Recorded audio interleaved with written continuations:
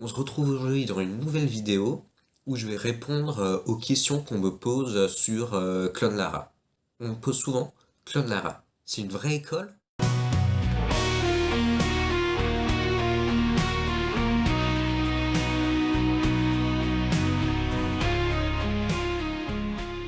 Alors, bonjour tout le monde.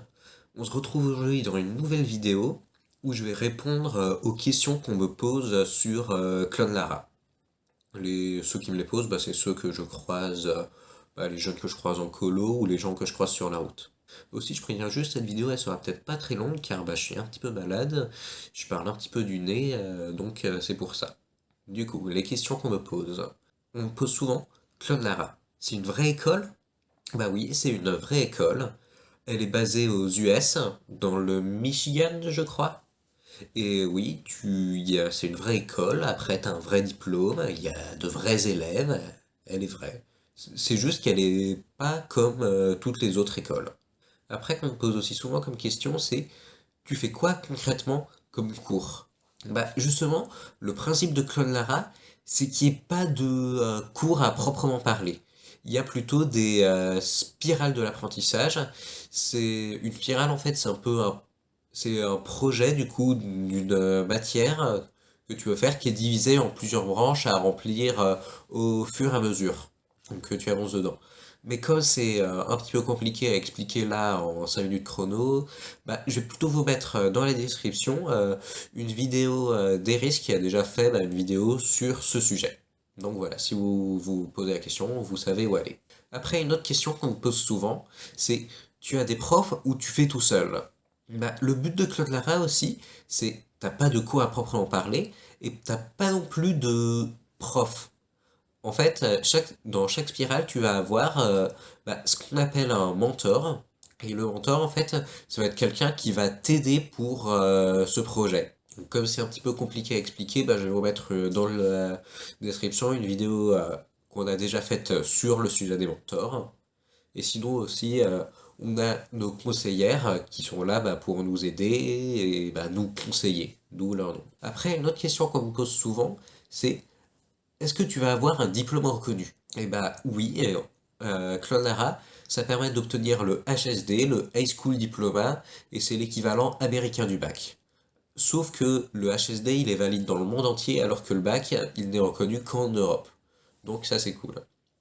Et d'ailleurs, il y a beaucoup de gens qui vont à Clonara juste pour avoir le HSD et pas tout ce que Clonara peut proposer à côté, comme les apprentissages différents. Après aussi, une autre question qu'on me pose, c'est comment tu sais si tu es haut niveau? Là encore, le principe de Clonara, c'est qu'il n'y a pas de niveau, de notes ou autre. À la fin de chaque spirale, en fait, il y a une auto-évaluation de ce que j'ai fait. C'est une auto-évaluation, par contre, c'est les notes américaines, du coup, c'est A de A à D. En fait, il faut se baser sur un truc, c'est les 6 C. C'est la créativité, l'esprit critique, la collaboration, la communication, le contenu et la confiance en soi. Et d'ailleurs, on a aussi fait une autre vidéo sur ce sujet, du coup vous aurez aussi le lien en description. Du coup, vous aurez beaucoup de choses à aller voir en description. Après, une autre question qu'on me pose souvent, c'est est-ce que je me perds pas avec tout ce que je fais? En fait, non, parce que je fais que des trucs que j'aime et que j'ai choisis. Car justement, le principe de Claude Lara, c'est de pouvoir valider des matières non académiques. Ou même de valider les matières académiques de façon pas très académique. Par exemple, moi, pour faire du français, je crée un jeu de rôle. Donc non, c'est impossible que je me perde avec ce que je fais, car en fait, je fais que des choses que j'aime et que j'ai choisi de faire. Donc non, c'est impossible de se perdre. Et même niveau organisation, c'est assez compliqué de se perdre, car les spirales, là, elles sont divisées en 8 morceaux, ça fait que c'est assez facile d'avancer section par section.